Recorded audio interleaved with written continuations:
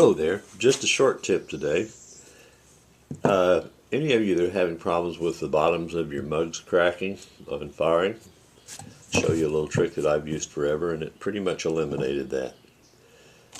What happens when you're throwing is that water collects down in the bottom and the clay particles all are sort of loose, and when it shrinks on drying and firing, it'll open up and make a crack.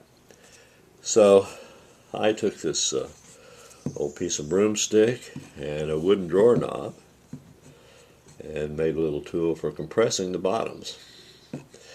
This is particularly handy if you're throwing mugs on the hump where you're taking one after another off the top of a hump of clay.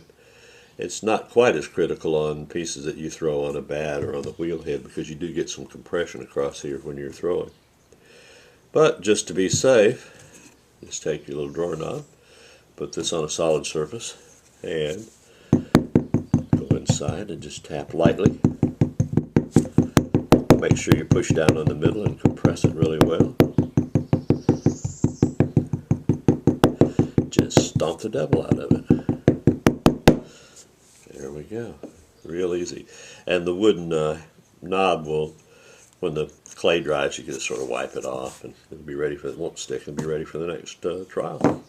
And that will eliminate your cracky bottoms.